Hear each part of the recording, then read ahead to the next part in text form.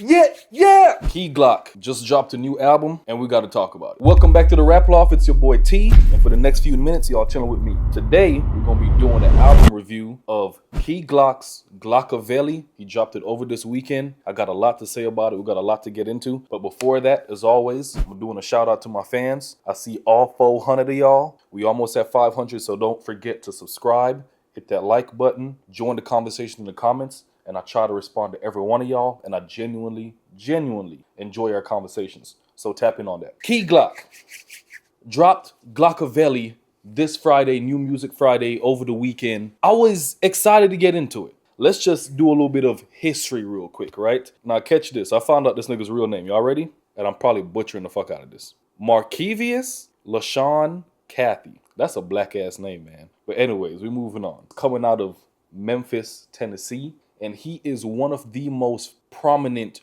rappers coming out of Memphis right now. I can't really think of any other rappers out of Memphis right now. I know older ones, like 3 6 Mafia, shit like that, but I can't think of anybody new other than Key Glock. That's right. NLE Chopper, Glorilla, Project Pat, Juicy J, Pooh Shiesty. That's the realm of people that we're talking about, right?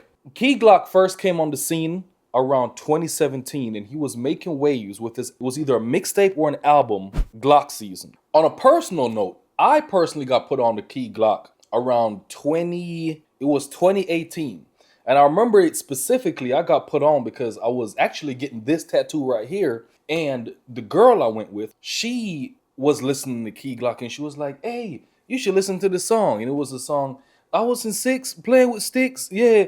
And ever since then, not saying I was a fan, but Key Glock's been on my radar ever since. He had very good success with the album Glaucoma. And ever since then, he's been, I would say, doing well. He's not like been a mainstream rapper, but he's been doing well for himself, right? I would say probably he's like maybe a B or a C tier rapper. Pumping out albums such as Yellow Tape 2, Glaucoma 2, which is personally one of my favorites. Which on Glaucoma 2 is one of my favorite songs by Key Glock is on, which is Let's Go. Going into this, I was fairly excited to see what Key Glock had to offer. As I said, with Glaucoma 2, I enjoyed it. Had really good samples, really good lyrics, really good energy. Although Glaucoma 2, it had fun lyrics, amazing samples. Going into Glockaveli, unfortunately, that's just not what we received on this album. And now we're about to get into the album review.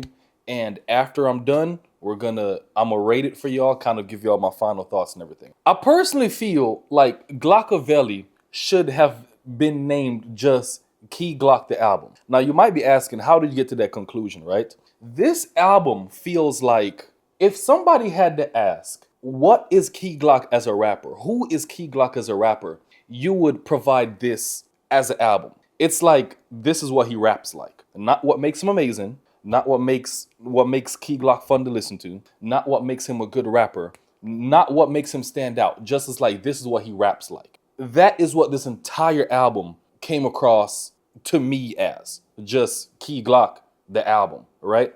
Nothing more, nothing special. The main issues that I'm having with the album is 2 things. One, I think this is the laziest delivery and energy I've ever received on a Key Glock album.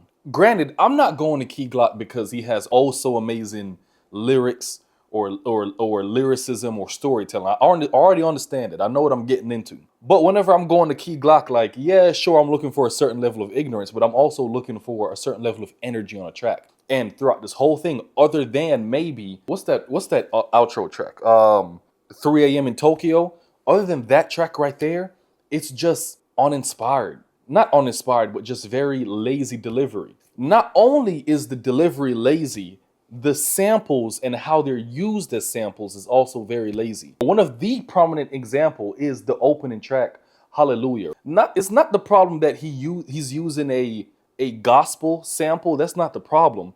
It's more of just like, if you know the song, Hallelujah, you know that he's just taking that one small snippet of the entire song and just looping it over and over. And it's just somebody in your ear saying, hallelujah, hallelujah, hallelujah over again on this dry ass fucking drum pattern.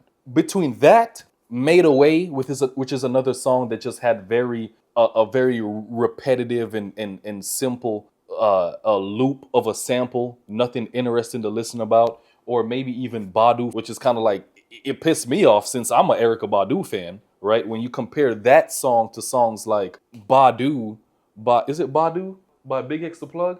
Yeah, when you compare that to like Badu flow with Big X the Plug, you kind of see like the use of the sample just didn't hit. Another poor use of sample would be like the Keith Sweat sample that he used. When you know the actual song and what you think would have happened for the song, it fell completely on its head. Just a poor use of a sample. I think my favorite tracks would have to be Blue Devil and, as I said, like 3 AM in Tokyo, because these are the only cuts I could find on the album that actually stood out, had some type of like energy. It wasn't necessarily boring and he's just lazily rapping over these boring beats, right? Now, I don't want to completely shit on the album, right? I'm not going to sit here and say that it was a bad album per se. I think every song was just okay. Every song was just that, a Key Glock song, right? There's nothing about each song that I'm just like, oh yeah, this is worth listening to by Key Glock for this reason,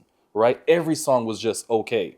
Honestly, with this one, I'm not going to go as far as say I'm a Key Glock fan, but every time like Key Glock drops an album, I tap in just because, you know, there's a few songs here and there that I do like by him. And now with the Rap Loft, I now got to rate it for y'all. So out of 10, honestly, as it pains me to do this, I would have to give Glockaveli a 4 out of 10. Streets ain't gonna like you for this one. So that just reminds me. So I kind of like to compare my score, right, which I gave it a 4, to what the internet is saying. The internet is giving it a 7, right? Or maybe a 6 strong 7. And just doing some self-reflection. Was my score a bit too harsh? And I think I kind of have to defend my 4 here. No. Like when you go back and you listen to something like Glockaveli 2, there was a lot more hype, better lyrics, better production, better use of the samples. This version of Key Glock and what I heard is a downgrade of what I've heard in the past from Key Glock. I know that he can rap and he can give us a lot better delivery, a lot better product of what he delivered here. It's kind of like a two-sided card here. It's like on one hand, I'm listening to it, I'm hearing that, you know what? He is maturing as a rapper and he's maturing as a person. And I think because of that, he's taking less risks and doing less things creatively because he's growing into who he is as a rapper, but in a negative way, if that makes sense. It's kind of like when you listen to shit like Let's Go or Since 6, right? You hear like, oh yeah, this nigga is hungry. He trying to get it. But with this one, it's like, I'm just here. I'm Key Glock and I'm about to rap. Take it or leave it. And it's just a very lazy delivery. But that's all I got to say. Did you listen to it? Did you like it? Tell me what you think in the comments, and I'll see y'all next time.